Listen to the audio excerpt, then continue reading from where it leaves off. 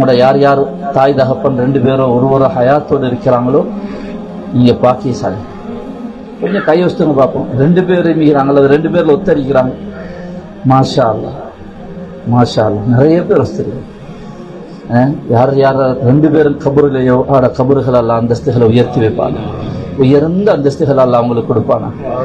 ஆனா நிறைய பேர் வஸ்தினீங்க. நான் சந்தோஷப்பட்டு நீங்க எல்லாரும் பாக்கியசாலி. நீங்க அவங்களோட நெத்திகளை முத்தம் கொடுங்க. உம்மாண்டு கன்னத்துல மோந்துகளும், கையெடுத்து வாப்பாண்டு மோந்துகளும், உம்மாண்டு காலடியில போய் உட்காருங்க.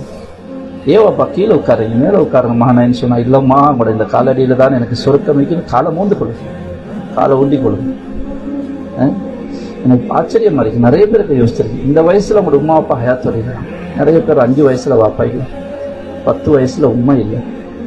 தேடி போங்க. இது முடிஞ்சதோட எங்கே போகணும்? உங்கள்கிட்ட போங்க.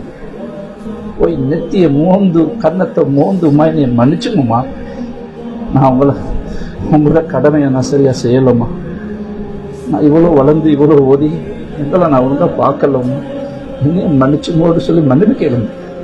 நீங்க ஹஜ்ஜி செய்யறதை விட பெரிய நன்மையா இருக்கு. இந்த தாய்க்கு ராவெல்லாம் தூக்கம் போகாது. என் மகன், நான் இதுக்கு தான் வந்தம்மா, நான் உங்களோட கடினமா கூட பேசிக்கிறேன், நான் குறமா பேசிக்கிறேன், என்னைய மன்னிச்சுங்கம்மான்னு கேளுங்க. அந்த தாயிட சந்தோஷத்துல தூக்கம் போகாது. தாய்க்கு என்ன தேவைன்றதை பாருங்க.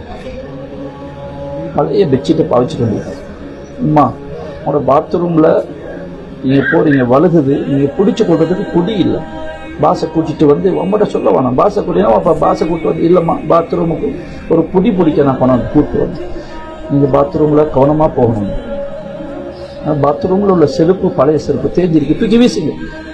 உங்களோட பாவிக்கிற செருப்பு தூக்கி பாத்ரூமில் உண்மைக்கு உண்மை இந்த செருப்பு நல்ல, நீங்கள் பாத்ரூமுக்கு இதைத்தான் போடும், வழுகாது இந்த செருப்பு.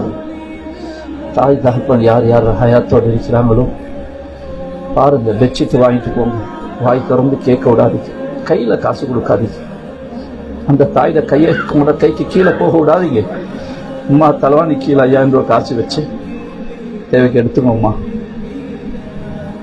எங்களுக்கு வெட்கமா இருக்கணும். தாய் எங்கள்கிட்ட கை நீட்டி வாங்கக்கூடாது. என்ன பெற்ற தாய் என் வாப்பா கை நீட்டி எடுக்கக்கூடாது. உமா அல்மாரிக்குள்ள காசு வச்சிருக்கிற எம்லோக்குள்ள தேவைக்கு எடுத்துக்கோமா. மாற்றி வச்சிருக்கிற 1000 ரூபா 500 ரூபா 100 ரூபா எல்லாம் இருக்குது, வசதியமா எடுத்துக்கணும். நாங்க இஜ்திஹாது செய்யணும். தாயை எப்படி சந்தோஷப்படுத்து? நாங்க உஸ்தாத் மாருக்கு என்ன போட்டு தலையில மசாஜ் பண்ணி காலை ஊண்டி விட்டு என்னென்னமோ செய்வோம். உம்மக்கு ஒரு நாள் தலையில என்ன போட்டிடும், பாப்பாக்கு என்ன போட்டு முதுகு தேய்ச்சி குளிப்பாட்டிட்டோம். பாப்பா நான் இன்னைக்கு லீவ் எடுத்துட்டு வந்தேன், உங்களுக்கு தலையில எனக்கு நல்லா மசாஜ் பண்ண தெரியுமாப்பா, நான் என்ன போட்டு உங்களோட முதுகை தேய்ச்சி குளிப்பாட்டணும் பாத்ரூம். வாழ்க்கையில இதுகளை செஞ்சா இதெல்லாம் பாட்சியம். உமாக்கு பெட்ஷீட் வாங்கிட்டு போங்க. அம்மா நான் அன்றைக்கு வந்த நேரம் பார்த்து உங்களோட பெட்ஷீட் பழசுமா, நான் புதிய பெட்ஷீட் வாங்கிட்டு வந்தேன். நான் அன்றைக்கு வந்த நேரம் பார்த்து உங்களோட டவல் கொஞ்சம் பழசா இருந்துச்சு, நான் புதிய டவல் வாங்க. எல்லாத்தையும் சொல்லுவா, என் மகன் மௌலவி மகன் வாங்கிட்டு வந்த பெட்ஷீட், என் அந்த ஹாஃபீஸ் மகன் அவர் வாங்கிட்டு வந்த டவல், அது 300 ரூபா தான். அவர்கிட்ட பெரிய அதை விட பொறுமதியானது இருக்கும். ஆனா இந்த ஹாஃபீஸ் மகன் வாங்கிட்டு வந்த டவல்னு சொல்லுவோம். அல்லாஹ் எங்களுக்கு தௌஃபீக் செய்யணும்.